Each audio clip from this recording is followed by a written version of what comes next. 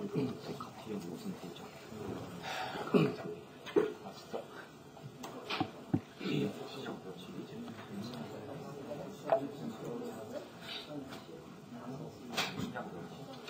guys, let's start.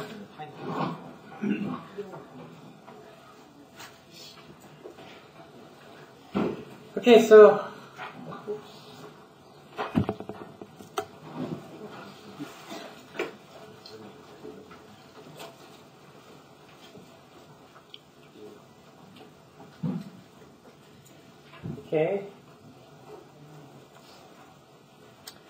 so this will be the first lecture. Starting the main content. So we start with this systems of linear equations, or in short, it's linear systems. So in Korean, I mentioned it as 연립방정식이라고 했었죠? Okay, so so it's composed of multiple linear equations. And what is one single linear equation? So this linear equation involves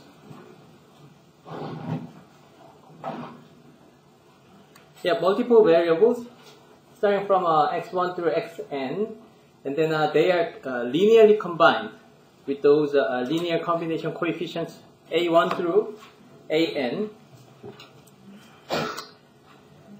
Okay, so something like 3x1 plus 4x2 equals maybe minus 1. And then, so this one is corresponding to a1. This one is corresponding to a2, right? So x1 and x2 is the variables that we have to solve, and then those ones are coefficients that are already given or known. And then, in terms of this systems of linear equations or linear system, it contains a multiple of these linear equations. So basically, our task is to obtain the solution that satisfies all these equations that are given from this linear systems. Okay, so it's another basic concept, which is a solution. So solution of the system is just what I mentioned. It's a list which is in the form of this S1 through Sn. And then if we replace x1 through xn with this solution values of S1 through Sn, and then they are satisfying each of our equations. So in that case, we call that as a solution. Okay, and then in the last bullet in here, if we consider two different set of linear equations, so one set of linear equations or one linear system has its own solution, and then another set of linear equations or another linear system has its own solution. And if these two solutions are the same, okay, and then these two linear systems are equivalent. It's still quite obvious. Okay, so there are three cases. So what is the title of this course? The bonus point. What is the title of this course? Linear algebra. So we are dealing with the linear stuff. Okay, so all we are dealing with in this course is all linear things. What is the linear? Okay, so in this equation, it's linear form, right? It's in the linear form, right? But what about 3x1 squared plus 5x1 plus 2x2 equals 3, for example. So in this case, this is not linear because it involves this x1 squared, right? So it contains our variables that was squared. So in that case, we do not call that as a linear, right? So all the equations that we see and throughout all our lecture will be all in this linear form. We will not see the squares, right, in this course, or square root, of course. So, if our system, or 네, 우리의 연립방 형식이, so if our system has this linear equations, I mean all the linear equations, and then there are only 3 cases in terms of its possible answers. So the first case is having no solution. Okay, so in our linear system, we may find any solutions at all that satisfies all the equations that are given to us. And then the second case is having exactly one solution. Okay, and then the third case, which is the last case, is having infinitely many solutions. Okay. So among these 3 cases, I mean, there is no other cases. For example, we either have only one solution or infinitely many solutions, right? But there is no cases like having exactly 2 solutions. There is no such cases, right? And then the difference between 1 and 2 and 3, yeah, obviously is that this one has no solution, this one has some solution, but in case we have some solution, and then it will be exactly one solution or infinitely many solutions. There are only these 2 cases. Okay, so that is because we are handling the linear equations. So linear equation is, so what is linear? So what is the noun form of linear? So linear is an adjective, line, right? So if we think about the line, and then we know the geometric concepts of solving the solution, given maybe 2 different equations. So for example, yeah, let's then so yeah, let's think about the linear system having these 2 equations, and then we know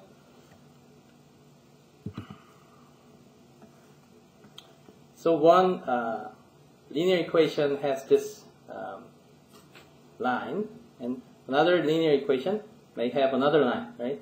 So we may have one solution, right? But we may not have any solutions at all if they are parallel to each other, right? But in case we meet at a certain or particular point, and then it's not possible, like this line, right, is curved in this way, right?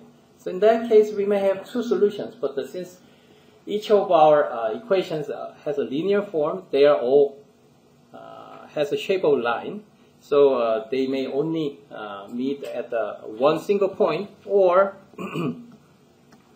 they may exactly coincide with each other, right? In that case, we may have many, infinitely many solutions. Okay, so back to these 3 cases. So I mentioned that this one having no solution, and these 2 are having some solution, either one or infinitely many. And so in case we have some solutions for our given system, and then we call that as consistent. And then if we have no solution, and then we call it as an inconsistent. Okay. Okay, so what is the meaning of consistent? I mean, in general. I mean, what's the meaning in Korean, for example? 뭐죠? Consistency 뜻이? 네? 존재한다? 반복적이다? 네? 지속하는? Consistent. 약간 일관성 있는 사람이 이렇게 좀 한결같은 이런 거를 좀 consistent라고 하고, 어떤 사람은 뭐 이랬다 저랬다 하면 저 사람은 되게 inconsistent, 뭐 약간 이런 뜻이에요. So, yeah, so the meaning of this word consistent is being like, kind of expected in one certain way or particular way. So it means each of our equation in our system. So again, our solution has to satisfy each of these equations, right? And then if the solution exists, and then that means each of these equations is saying kind of a common thing, right? So in that sense, they are kind of consistent because they are saying a particular solution is satisfying each of these solutions. Okay.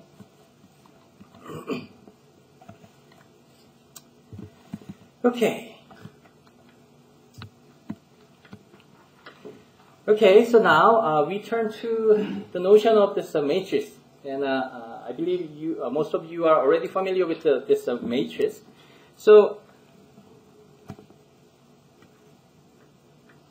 when we are given this set of linear equations, we can easily change it to this matrix form. Okay? So that is the main starting point of this course. Okay? So we will learn a lot about this matrix throughout the semester. Okay? So how we convert this equation into a matrix is really simple.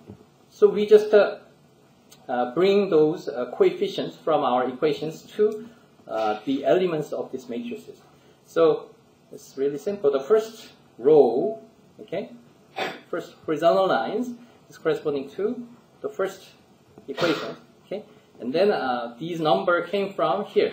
So it's 1 times x1 and minus 2 times x2 and 1 times x3, right? So those numbers are put here, okay, and then in the second equations, it's 0 times x1, 2 and minus 8, okay. So we basically brought those coefficients from our equation.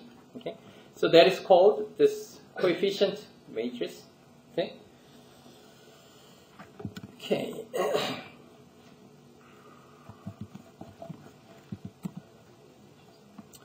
Okay. Then the next matrix is this augmented matrix. So augmented matrix is involving additionally those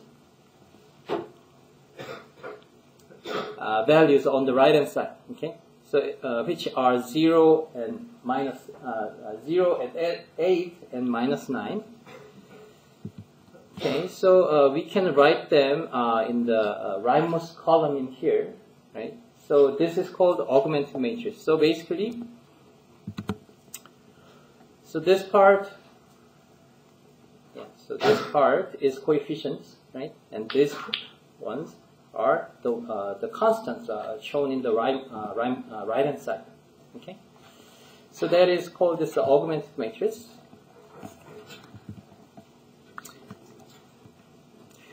And yeah, if you have any questions, feel free to stop me and ask any questions. Okay. And then yeah, once we think about this matrix, and then we can consider the notion of this matrix size, how big our matrix is. Okay. So it's usually, so matrix is basically in the form of this rectangle, right? So it's filled up with all these numbers. So in the previous example, we have this 3 numbers, right, horizontally, and then 4 numbers for each vertical lines or columns, basically. So in that case, we can think about the size of this matrix, how many the numbers are in there, and then we call that matrix size as 3 by 4 in this example. Okay, so we basically have 3 rows or 3 horizontal lines and then 4 vertical lines. Okay, so yeah, and then as I said already, the horizontal lines is called rows. Okay, and then vertical lines is called columns. Okay, so yeah, personally I was really confused about what the rows and what the columns are. Yeah, between the horizontal and vertical lines. Okay, so in the case of, for example, this columns, what's the meaning of the columns? Okay, so let's just search for this keyword column and then do the image search. Right? So, 한국말로 기둥이죠. So this is certainly a vertical, right? So column is a vertical one, okay, and then the remaining one of rows are the horizontal ones. Okay. Okay. So now back to this linear systems. So so basically our task is to solve what the values of x1, x2, and x3, and so on, right? And then now we will see how we can solve these equations using the matrix form, okay? But there is no new knowledge or new kind of method of solving this equation. We basically do the same thing that we learned from our high school or middle school and so on.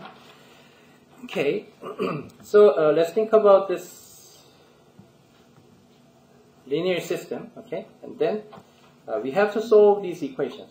And then our main or basic strategy is to eliminate some of these variables so that we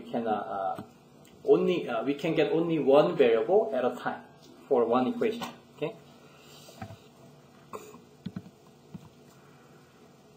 And then we thought about this matrix, and then matrix representing this equation, right? So this one is what is this one between a coefficient matrix or augmented matrix in this case? Augmented matrix. Okay. So in the case of coefficients matrix, we are only bring those coefficients, right? And then in the case of an augmented matrix, we bring all these information to here, right? And so if you know this augmented matrix, and then you can reconstruct these equations with no problem, right? And so you can move between back and forth between these two. They are containing the exact same information. Okay, and then, as I said, the basic strategy to solve this equation is to remove those variables, right? And then, we can choose randomly some variables to just remove. But in this lecture, we follow a certain order. Okay. And then that order is this.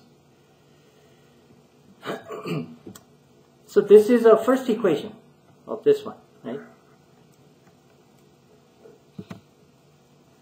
And then we see the first variable in the first equation, right?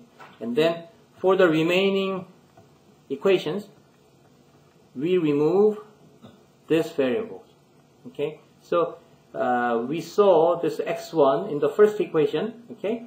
And then in the remaining equations, we just eliminate or remove these variables, okay? So here in this second equations, it already has no x1, okay? So there is nothing to do in this equation. But in the third equation, we can remove this part, okay? How? We just multiply this guy times 4. Right? And then we write it here, and then we just write the third equation in here, and then we add up, right? And then the remaining equation no longer has this x1 component, right?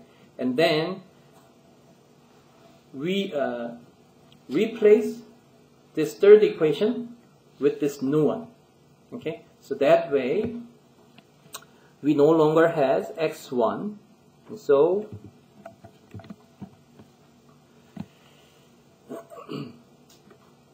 so we get this equation, right, which is no longer x1 after removing x1, right? And so from this matrix case, in terms of this coefficient, we see non-zero coefficients for x1 in the first equation, right? But below that, we remove all of x1 in the remaining equation, right? So that way, we make these coefficients to be 0, right? Okay, and then the next strategy or next thing or next step to remove some other variables is as follows. So we move on to the next equation and then also the next variable. Okay, so this is all we did using the first equation. Okay, so we are fine with the first equation. So we kind of utilized fully the first equation, and then we move on to the next equation. Okay, and then the next equation will have no x1s because we already removed it, and then we move to the second variable, which is x2. Okay, and then we do exactly the same thing on the remaining equations below this equation. So we have only one equation after this, right? And so we remove x2 in the remaining equations. So this guy of minus 3 will become 0. Okay? So that will be the next step of removing this x2. Okay? So exactly the detailed step will be this. So we multiply this second equation times 1 over 2, right? And then it will become 1, and then we can correspondingly multiply it with 3, and then add that equation with this third equation in order to remove this minus 3 part. Okay?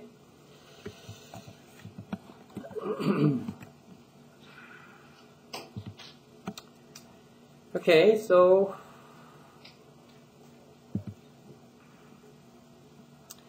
we made it 1 by just multiplying 1 over 2, which was simple step, and then we multiplied it with 3, right? And then add them together with the third equation, and then this one will become 0, and then from here, this guy will become just 1 from here, right? And then this value, right hand side, will be computed in this form, right? Because we just mixed these two equations together.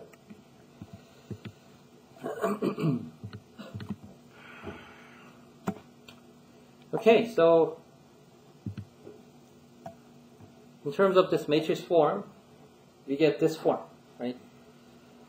So starting from here, we made all zeros below this guy. And then starting from here, we made all zeros below this guy.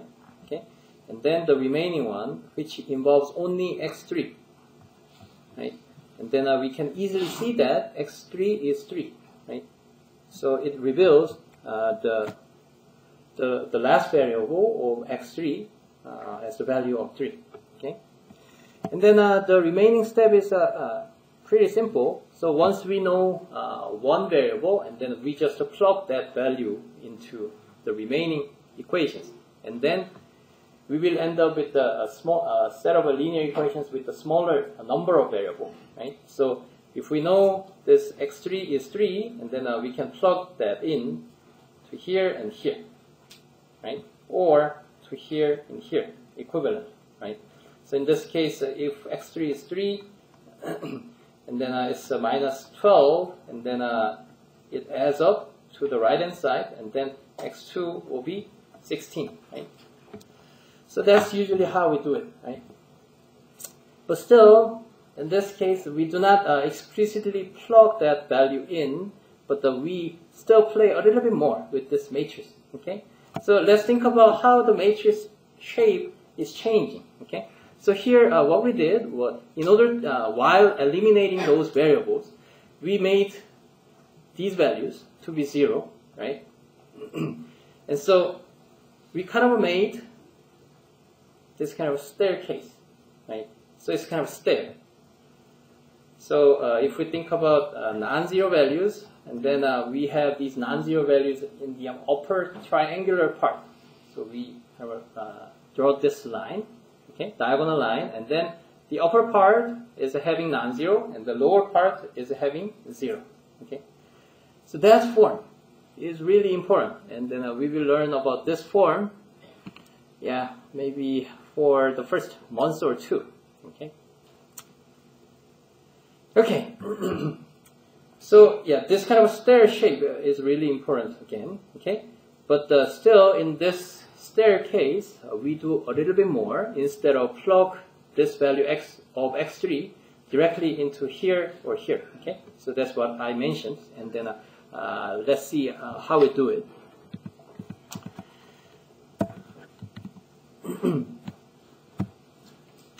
So now what we do is to plug this x3 values into this equation and then these equations, as I mentioned. But we still do it in a matrix, okay? And so how we do it is in this way. So previously, we had this guy. Right? So far we made this a staircase, but using these diagonal entries, we make this one further to become a diagonal matrix. Okay? So plug this value into the upper equations is equivalent to mix up with these two equations and these two equations as well, in order to make these values to be 0. Okay? So in this case, in order to make these values to be 0, then we just multiply this guy by 4, and then we add this guy into this second equation. So that's how we make this guy into 0, right? And then it's exactly the same. So if we multiply this guy into 4 and then add this guy into the second equation, and then this will become 0, and then this will become 16, right?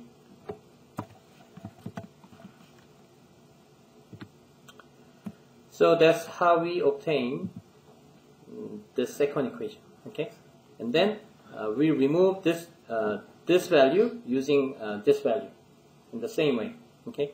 So interestingly, now we look upwards and then remove the remaining ones or non-zero ones to be all 0, okay? So overall, we remove those non-zero values to be 1, and then also we move up following the stair, okay? And then this non-zero values will be used to remove this guy, okay? So starting from this staircase, we kind of having this diagonal values to be only non-zero, but below it and above it, we make all the values to be 0. Okay?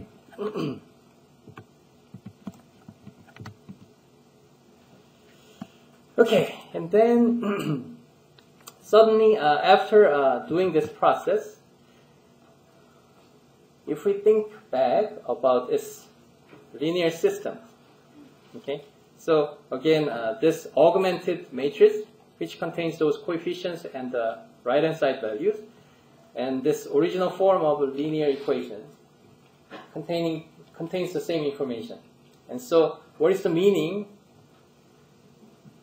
after we make this matrix to be diagonal? Okay?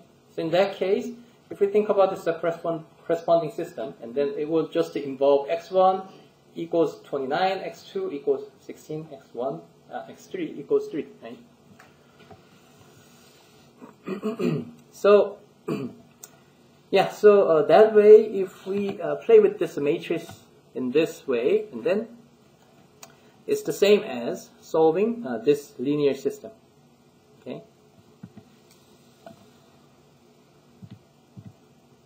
Then if we just plug these values into the original equations, and then we can verify if our answer was true. Okay, so so we looked at one single example of solving this linear system using this matrix. Okay, and so if we think about what we did in this matrix, and then we basically did 3 different kinds of operations. Okay, so the first operation is this guy, replacement. So this replacement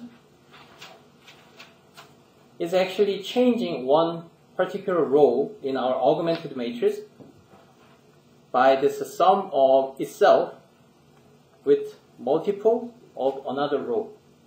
Okay, so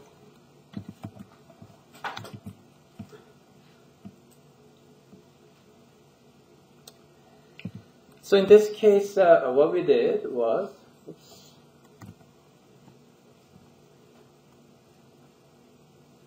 we just multiplied this guy into 4. And then we added that to the second row. And then this second row was replaced by the result, right?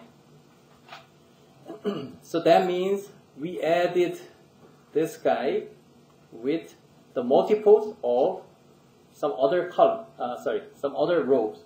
Okay, so in this case, we added this guy with some multiple, or 4 times the other row of this third row in this case. Okay, so that is replacement step in here. Okay, and then the next step, the second operation is called this interchange. Okay, so although we didn't use this second operation, but it's also quite simple, and then we will see when we have to use this second operation. But the meaning of this second operation is really simple. We have to just interchange or switch between 2 different rows. Okay, so we basically change the order of our equation. Okay, so that is still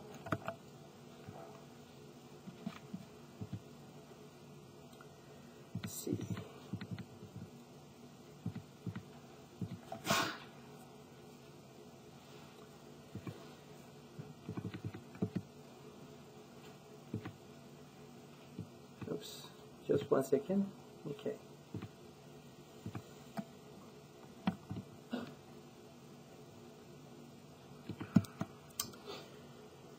Okay, so the second row means, come on.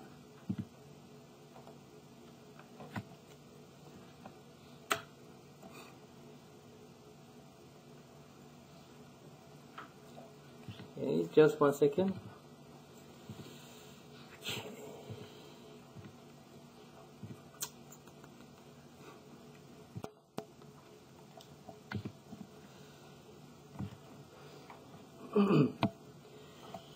Okay, let's resume.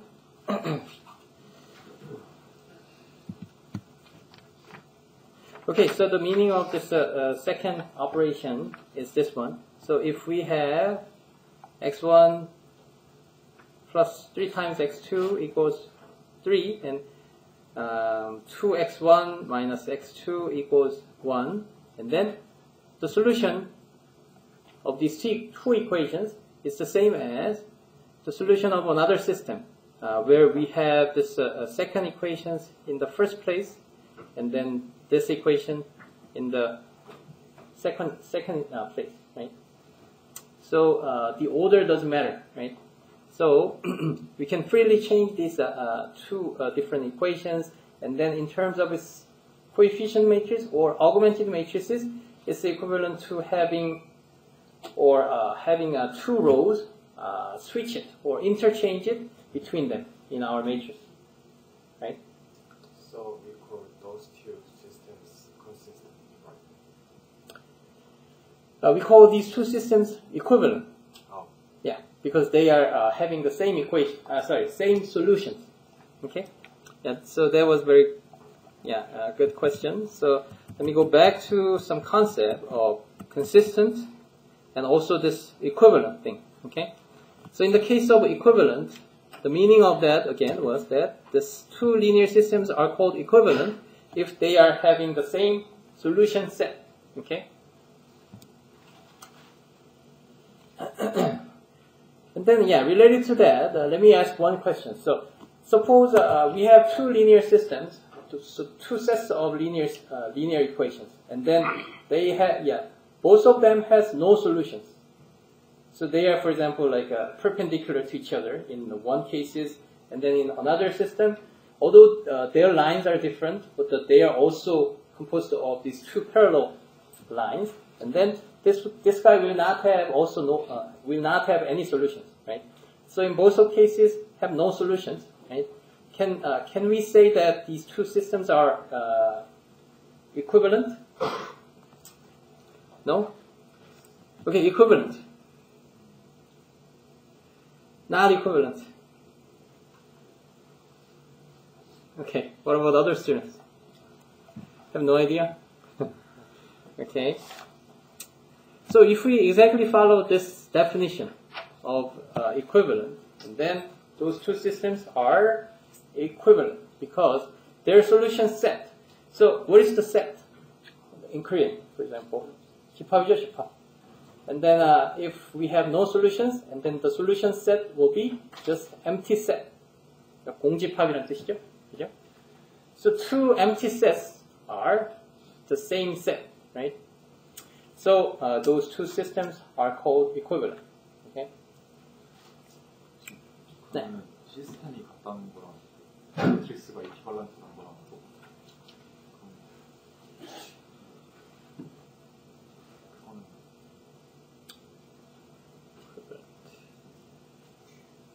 Okay, so yeah, the question was, can we say the matrices are equivalent if their corresponding linear systems are equivalent? Meaning that, so if we consider one matrix and then we can think about its corresponding linear system, right?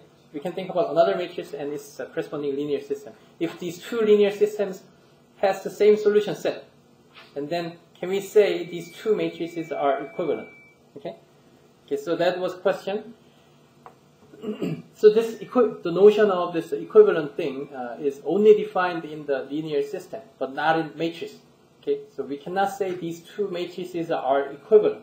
Okay, but there is there exists really similar concept called row equivalent in the world of matrix. Okay, so if two matrices are row equivalent, and then the corresponding linear systems are equivalent. Okay? And then what is the meaning of row equivalent in matrix? So the meaning of this row equivalent is this guy. So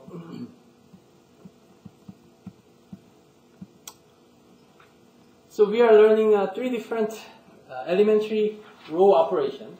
So although so far we only learned about these two. Okay, and let me just finish it up with the last one. Okay, so basically the second one and the last one is really simple one, and very trivial one. So the second one is interchanging between the rows, right? So that maintains still the same linear system, right? And then the third one is scaling. So scaling means we just multiply one equations by a certain scalar value. Okay,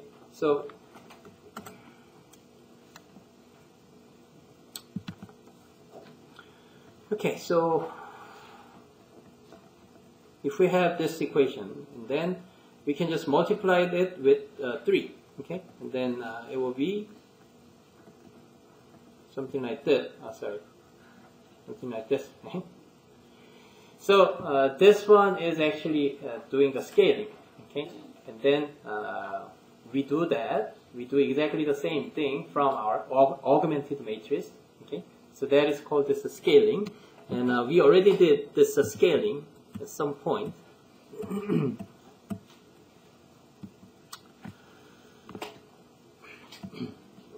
Okay, so here we still had this value of 2, and then I mentioned that first let's multiply it with 1 over 2 in order to make this guy into 1. Okay, so that way it will make easier to remove the remaining ones, because we will just need to multiply this guy with this value or minus value.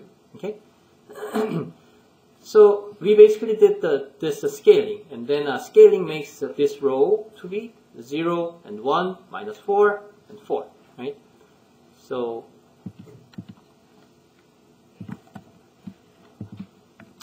that's how we obtained the second row in here, right? So we already did this scaling, and then we certainly know that the scaling doesn't change the solution, right? So there is no effect of having a particular solution by doing this scaling, right? So again, the scaling is done in a particular single equation, only one equation at a time. You can freely do this scaling multiple times, but per scaling, per one step, we only handle one equation. Okay.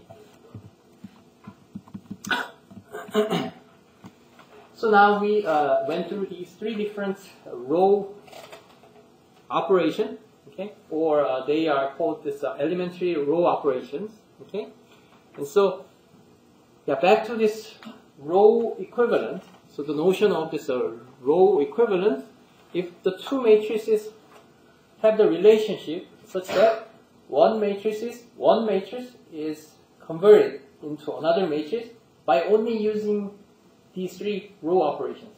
But we can do whatever row operations if each of these row operations is belonging to one of these. Okay? And so if we can change one matrix into another matrix by any of these row operations, then those two matrices are row equivalent. Okay? And then all these three row operations are those processes that we did in order to easily, make the problem solving easier for this linear system. So again, the task in this linear system is to solve the values for x1 and x2 and so on, right? So that is called solving this linear system, basically obtaining the answer of our variables, right? And in order to do that, after we make the augmented matrix, and then we did these three row operations. And then what's the meaning? What's the assumption of doing these operations? The assumption is that even after we did these, this row operations, the solution still remained the same, right? Even if we just mix these two rows together, or if we just multiply one row by a certain scalar, and then if we interchange between the two equations or two rows in our matrix, and then the solution still remains the same, right? So that way, if two matrices are row equivalent, meaning that one matrix is converted into another one, using only these operations, and then corresponding linear systems will have the exact same solution. Okay? The solution will still be the same. Okay? So that way, those two linear systems are equivalent. That is the same as the corresponding augmented matrices are row equivalent. Okay? Okay, so yeah, so although we don't prove rigorously here, but let's learn about a few characteristics of these row operations. So each of these row operations are reversible. Okay? Reversible. So what is the... okay, so let me ask... Yeah, so you guys know the meaning of this word of reversible. And then in mathematics, what was the process of not reversible thing? Okay, so we do something on some equation, but we cannot go back to the original one. Yeah? Yeah. That is right. Yeah. Okay, so the student asked as multiplying a certain equation to be 0, right? So it is something like this. So this is not true, right? Of course, right? But if we multiply it with 0, and then suddenly it will become true, right? So those two are certainly not equivalent, right? So they are certainly different situations, right? So yeah, so we can freely multiply a certain equation by 0 in both sides, but we cannot go back to the original state, right? So that's one kind of example of non-reversible operation. Okay. Okay, back to this row operations. We again learned about 3 different row operations, and each of these row operations, fortunately, reversible. Okay, so each of these are reversible operations. So we can always go back to the original state. Okay. Okay. So and then in the second bullet, it's saying 2 augmented matrices are row equivalent, and then 2 systems of linear equations are having the same solution set, which I already mentioned. And then there's these 2 fundamental questions saying, so the first question is whether the system is consistent or not, and then if our solution exists, or in other words, what do we call this situation? If the solution is existing, then yes, right. Okay, so if our solution is existing, and then is it only one solution or infinitely many solutions? Okay, so only one solution is the same as unique, right? So again, we thought about 3 different cases in terms of possible solution set. No solution, right? And then there exists some solution, but in that case, we have only one or infinitely many solutions. So there are 3 cases.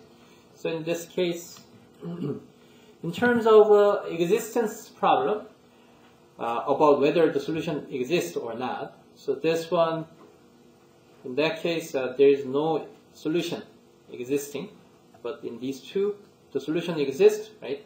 And then within these 2 cases, the question still remains whether the solution is unique or not.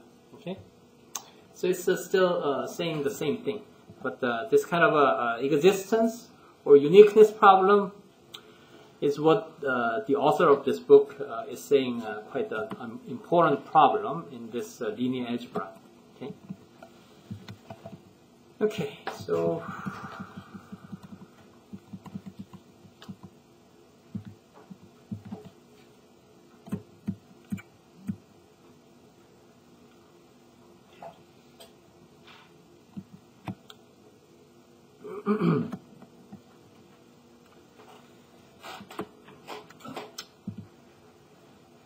okay, so in terms of this existence and uniqueness of this linear systems, and then let's think about the case where there is no solutions. Okay, so in that case, we follow the same process of eliminating the variables using the matrix or augmented matrix. Okay, and then what is the case where we have no solution? In that case,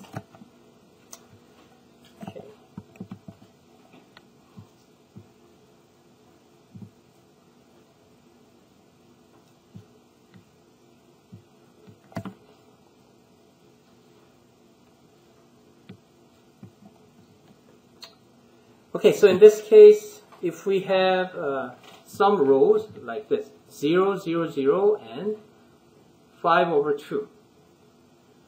So in that case, if we think about its original form of an equation, and then it will be 0 times x1 and 0 times x2, 0 times x3 equals some non-zero of 5/2. Okay, so we basically eliminated the variables below this guy, right? And then using this, we remove this guy, okay? And then suddenly we get this kind of equation of 0, 0, 0, and then we have non-zero right-hand side values, okay? So in that case, so there's nothing we can do to make the third equation to be true, right?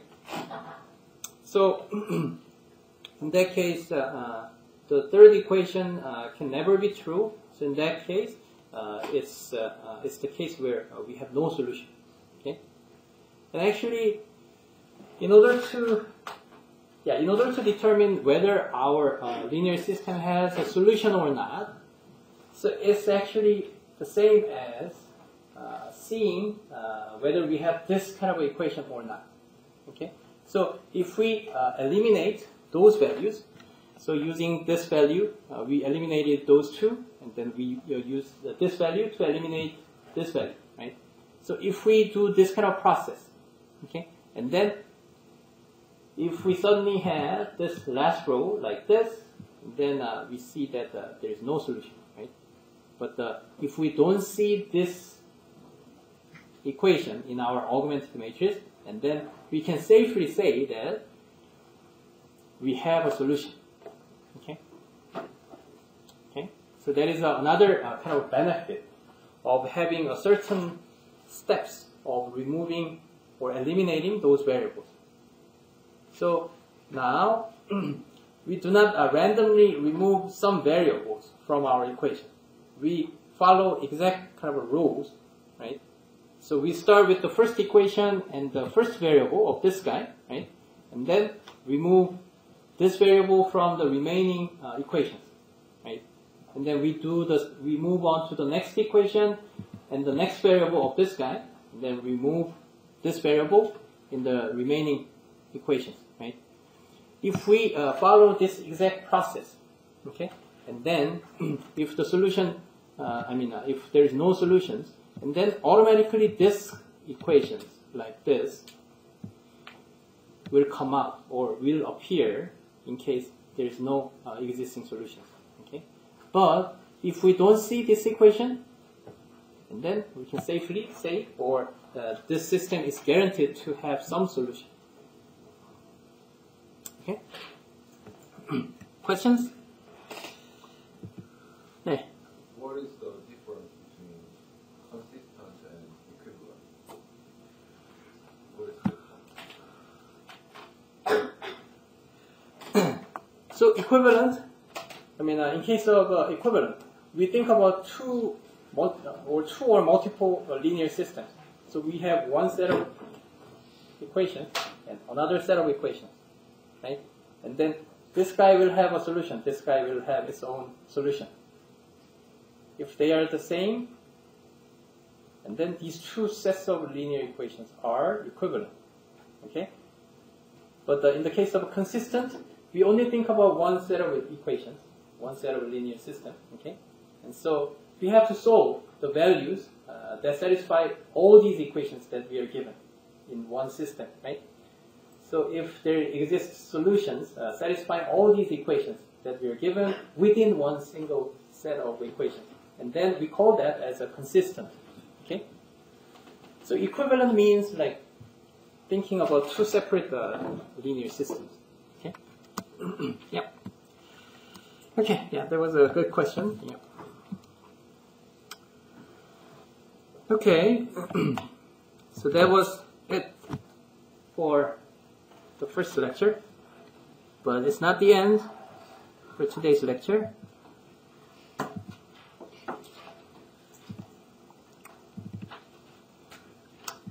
Okay, so since you guys are doing very well, so let's move on to the second lecture. It's really the same thing. So basically, so we will keep learning about this process of solving this linear systems over and over, maybe for the first months in this semester. And then you guys will have to solve some homeworks following this exact same process, and then some exams will be in the exact same form. Okay. Okay.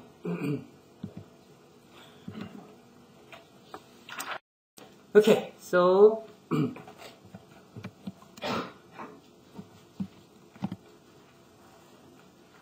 now we will learn about some terms.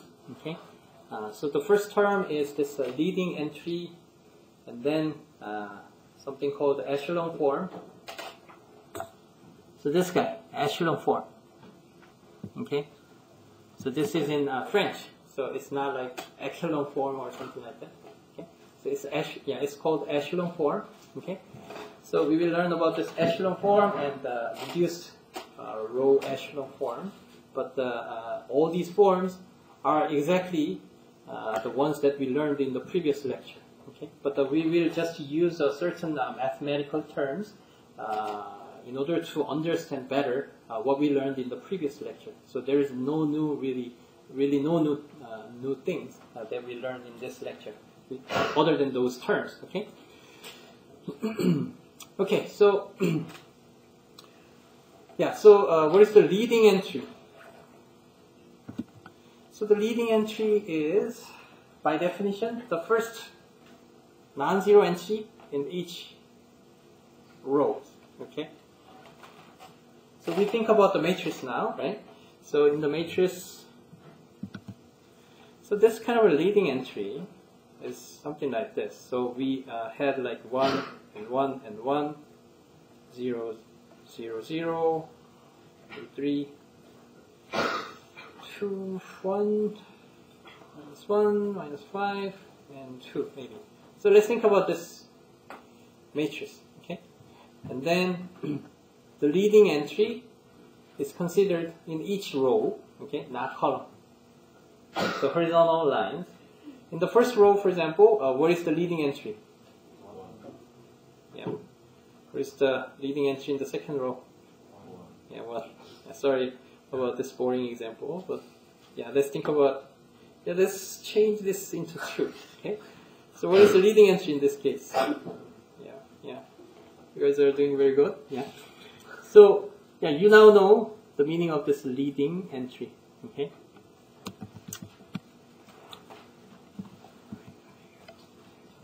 And then the echelon form, okay. Okay, before talking about this echelon form, there is another one called this rectangular matrix. Okay, so there is basically two different kinds of matrix. So the first one is a square matrix, and then the other one is a rectangular matrix.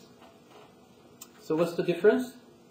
So basically, what's the difference between a rectangle and squares? 뭐죠?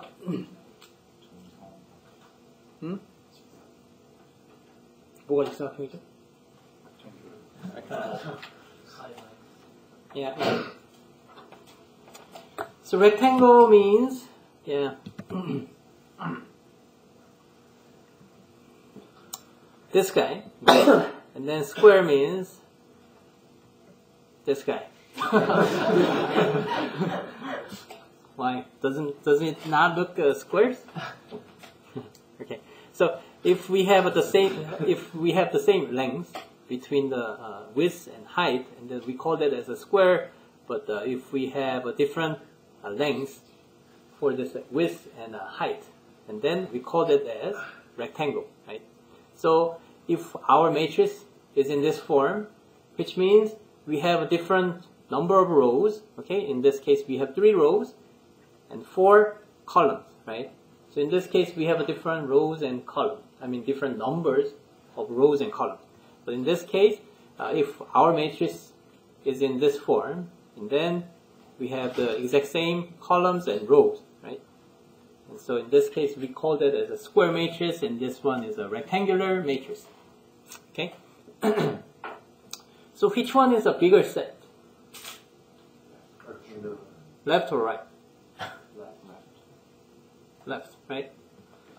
So all the square matrix is falling into this category of rectangular matrix, of course, right? 그러니까 정사각형은 직사각형이라고 할 수 있죠. 근데 직사각형은 정사각형이라고 할 수 없죠. Okay. Okay, so it's basically saying all the possible matrices. Okay. So there is no, so there exists some triangular matrix, but okay, so that's kind of tricky, but yeah. So a rectangular matrix is basically all the possible set of all the possible matrices, right? And then if that matrix, that matrix is in this echelon form or row echelon form, if it satisfies a certain conditions, okay?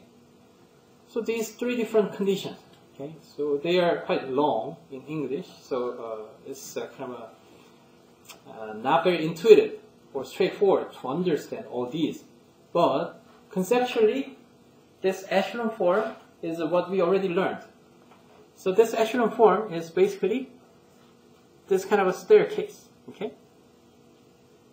So that's all. Okay. So we see only, we see non-zeros only on this upper part from this stair. Okay. But we see all zeros below the stair. Okay. Although the stair is kind of a reverse. We think about kind of a reverse gravity. Okay. So you are kind of this person. Okay. So you start from here and then you go up to this stairs. Okay. Assuming our gravity is in a reverse direction. Okay. Okay. So so that's actually the meaning of this echelon form. And then let's go through each of these conditions and then see how these are matching with this our notion of this stair thing. Okay. Okay. So the first thing is all non-zero rows are above all rows, any rows of all zeros. Okay. So we think about each row, and then in some cases we may see all zero rows.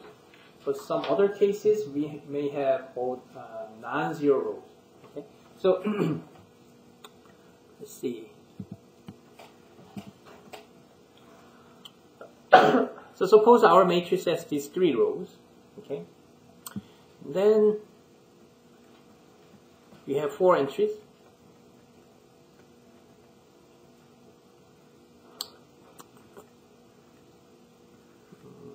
2, 3, 4, for example. Yeah, so is this row non-zero row? Of course not, right? What about this? Is this non-zero row?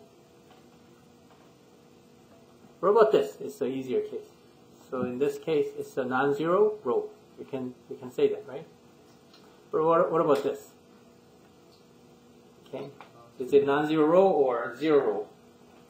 Is it zero row? Non-zero, right?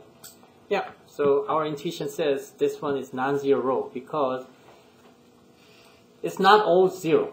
Okay. So if it is a zero row, then it has to be all zero. But the non-zero row is okay. I mean, it's okay if non-zero row has at least only one non-zero. Okay. So in this case, even though we see 0, but we see non-zero values, so this one is definitely non-zero row. Okay. Okay. So back to the first row. The first entry. All non-zero rows are above any rows of all zeros. Okay. So in this case, what it says is, so we have this matrix. Okay. And so we just divide this matrix into these 2 parts because we are thinking about the rows. So we think about the horizontal split. Okay. So in this part, it has to be all 0 rows, and then this part has to be all non-zero rows. Okay. So that has to be satisfied, and that's the first condition. Okay. So in this case, it's like this. So the staircase, the stair can be ending at a certain rows, but after the stair is ending, and then we see all 0, right? Because the stair has already ended, and then if we have a non-zero somewhere in here, and then stair has to be in this weird direction. So again, our stair has to be right in the direction of the right and down or below, right? It cannot go back, or it cannot go to the left direction, okay? But in this case, the stair has ended here, but if we see some non-zero here, and then stair has to be go back to include this guy, okay?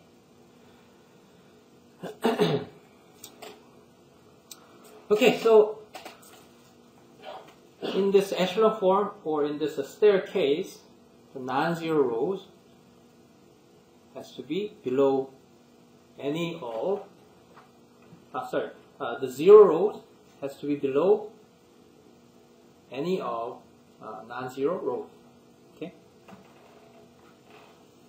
And then what is the corresponding equation of all zero rows? So we see all zero in our augmented matrix. And then what's the corresponding equation? So yeah, so this one, in the case of this augmented matrix, okay, and then we have these three coefficients, right? 0 times x1, 0 times x2, 0 times x3 equals 0, right? So this kind of equation is actually nothing, right? It has no effects, right? Yeah, so initially, in the beginning, when we are given a certain linear systems, and then, so there will be no such equations like that, right? So it just doesn't make sense if we have like equation of 0 times 0 times 0 and equals 0, right? So there will be no equations like that, right? But if we do this kind of a variable elimination that we did in the previous lecture, and suddenly we may have this kind of equations. Okay, so suppose we have like 1, 2, 3, and 2. So this is an augmented matrix. Okay, let me make a little bit more interesting. Okay, -1, 5. Okay, so this is an augmented matrix. Okay, and then you guys know these are coefficients and these are the right hand side values, right? And then so we found this one, and yeah, we are doing exactly the same thing. So we remove these guys using this, right? And then, okay, so we multiply this guy into 2 and then add that to the second equation and then replace the second equation. So the second equation becomes, what is that? 0, 0, 0, and 0, right? Okay, so we suddenly obtained or found this row of all 0, right? And then so we still need to make the stairs in this matrix, right? And so what can we do? Yeah, right. So we basically interchange between this row and any non-zero rows that we first see below. Okay, so if we had some other equations in this case, and then if we found all 0 rows, and then we look for the remaining rows, okay, and then if we see some non-zero row, which means this row has some non-zero, I mean at least one non-zero, and then we just interchange between them, okay. Okay, and then we basically put this guy into this row, one row below, right? And then we still see some non-zero rows in here, and then we keep interchanging between them. Okay, so that way we can push these row of all 0 to be bottom part, right? So that way we can still make this stair have a shape in our matrix. Okay, so that way by doing this process we can make this a stair. So this first condition for the requirements that we have to satisfy, we have no problem satisfying this from this staircase. Okay. Okay, and then let's look at the second one. The second condition is saying each leading entry of a row. So we already learned about this the notion of the leading entry, right? So it's considered for each row, right? So the leading entry, any leading entry in a row, is in the column to the right of the leading entry of the row above it. So honestly, I don't understand it. Does anyone understand this? Yeah, it's basically indicating our matrix has to be the staircase. Okay. Okay. So let's look at it in more detail. In a particular row, so we got the leading entry in here. So this is a circle, not 0, right? Okay, let's make it as a X mark. Okay, so this one is our leading entry in the first row, right? So is it this guy is in the column. So what is the column containing this? So this one is contained in the first. This leading entry. So leading entry is considered from the row, right? But it's still somewhere in a certain column, of course, right? So it's in the first column in this case, right? So now we think about the column that contains this leading entry.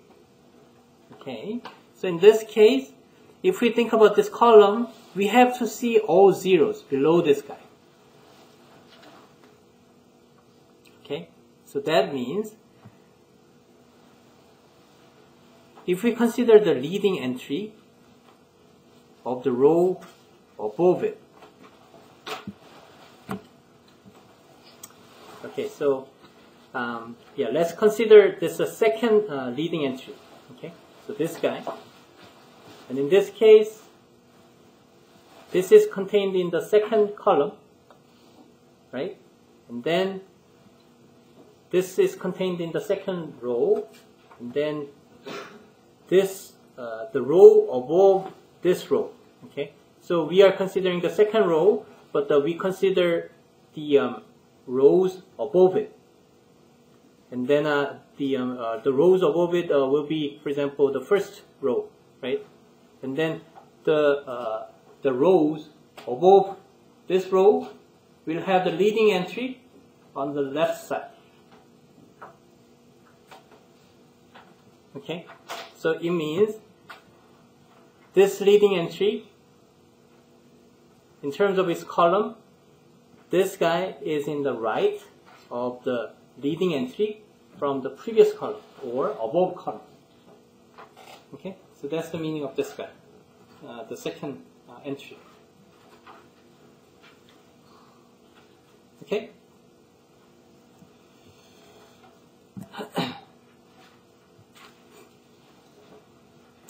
Okay, and then the third one, the last condition is saying all entries in a column below a leading entry are 0. So it is saying if we found one leading entry of a particular row, and then we have to see all zeros below it within the same column. Okay, so vertically we have to see all zeros below a certain leading entry. Okay, so again, the leading entry is considered from each row. Okay, but we think about its column containing that leading entry. Okay, so overall, these three conditions are satisfied, and then we call that matrix as this echelon form, and then conceptually that echelon form has this staircase. Okay, that's it for today. So see you next Tuesday. Next Thursday. Okay, this Thursday.